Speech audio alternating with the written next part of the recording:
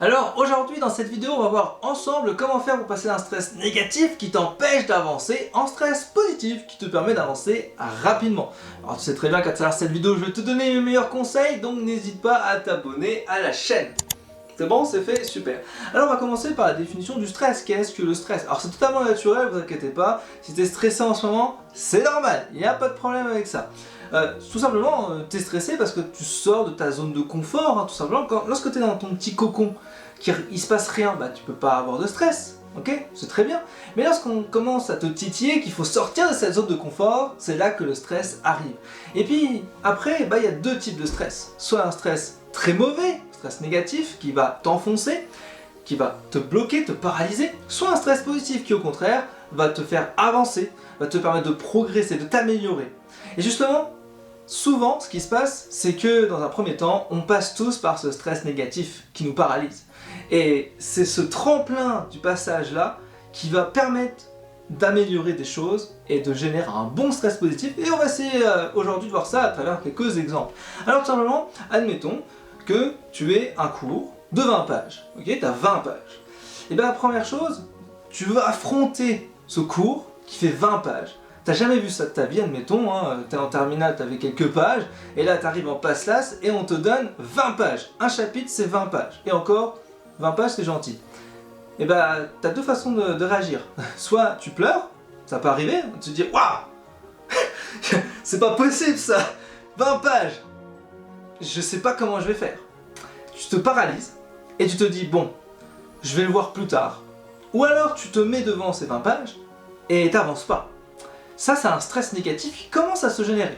Le problème technique là-dessus c'est que si tu fais ça dès le départ, eh ben, il est fort probable qu'à chaque fois que tu auras un cours qui fera une vingtaine de pages ou plus, et ben, qui va se cumuler, et ben, tu auras toujours sa même réflexion de ce stress négatif qui va s'accumuler, s'accumuler, s'accumuler.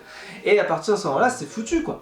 C'est foutu, tu ne peux plus revenir en arrière. Il faut absolument que tu transformes en fait cette image d'une montagne de pages de cours en tout simplement et ben, des petites montagnes à gravir jusqu'à arriver au sommet. Alors ça se fait étape par étape, hein, c'est pas si simple que cela.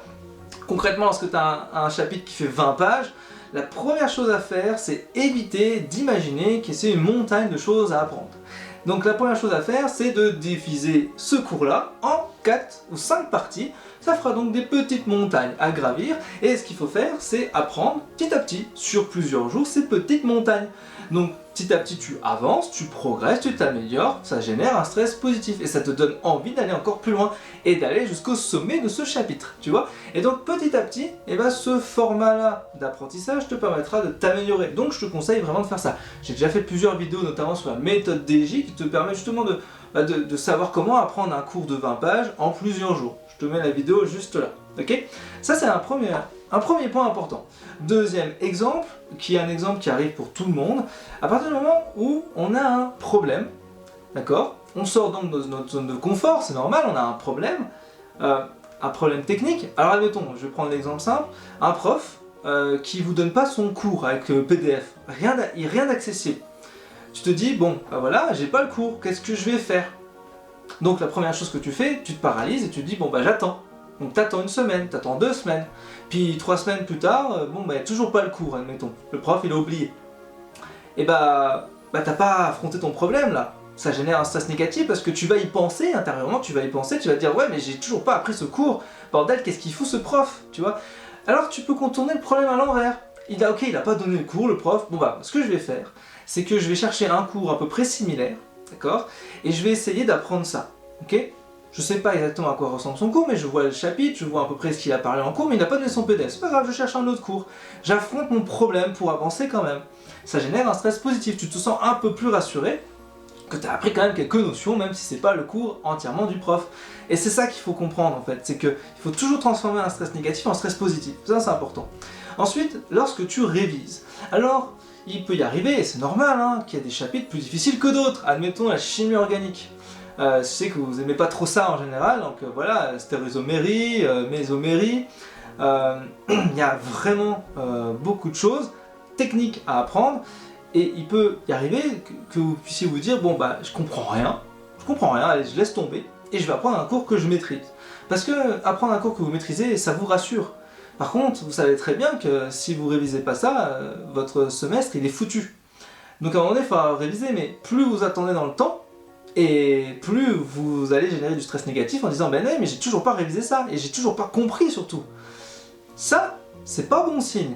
Donc ce que je vous conseille, c'est tout de suite affronter votre problème par rapport à ça. Donc un chimie organique, c'est très difficile, on est d'accord.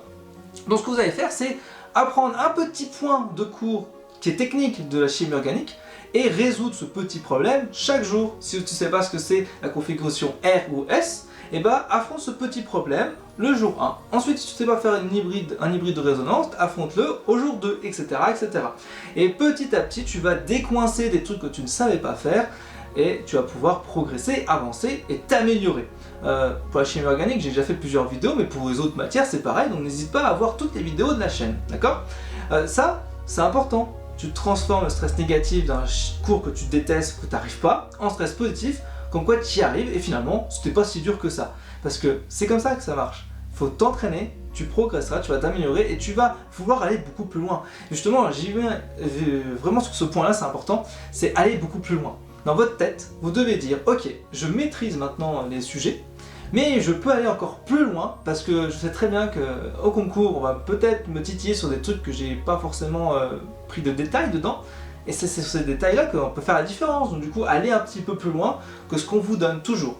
Ensuite, par rapport à ce stress négatif. Alors, autre exemple qui arrive très fréquemment, alors moi ça m'est arrivé très souvent, c'est lorsque par exemple donc en terminale on a souvent des bonnes notes, alors, admettons que vous avez des 12, des 14 ou des 16, vous avez l'habitude d'avoir toujours au-dessus de la moyenne, et là en licence là se passe, première colle, deuxième colle, troisième colle, quatrième colle, et vous avez des 4 sur 20. Vous avez plusieurs types de réactions, moi j'étais comme ça, hein. La première réaction c'est, alors c'était pleurer ou de la colère, un peu entre les deux. Pleurer parce que voilà, t'as passé plusieurs heures à apprendre ce cours et finalement tu te tapes un 4 sur 20, donc voilà, ça te fait chier, ça veut dire que t'as rien compris. Et puis il y a le parti colère parce que tu te dis non mais ça va pas, il y a l'item là, il est faux, je suis sûr qu'il est faux, il y a un truc qui va pas dans ma tête, je suis sûr que le prof il s'est trompé. Voilà, c'est des exemples, hein. Donc vous êtes en colère. Et puis vous avez l'autre situation, qui est vachement une situation beaucoup plus intéressante. C'est transformer donc ce stress négatif, hein, des 4 sur 20, en stress positif. Comment faire? C'est très simple.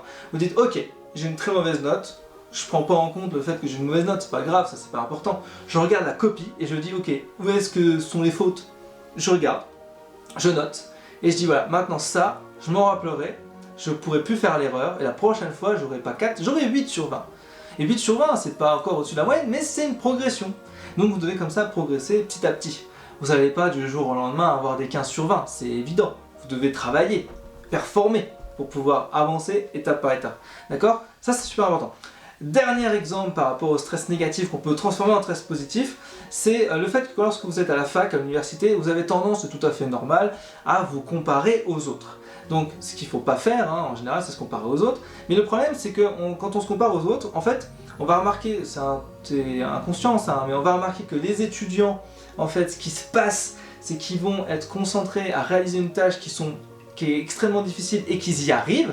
Ça veut dire qu'ils sortent eux-mêmes de leur zone de confort, et que vous, vous n'arrivez pas à gérer le fait d'être en dehors de sa zone de confort. Vous n'arrivez pas, en fait, à prendre ce chapitre ou à prendre cette difficulté à aller surmonter tout ça.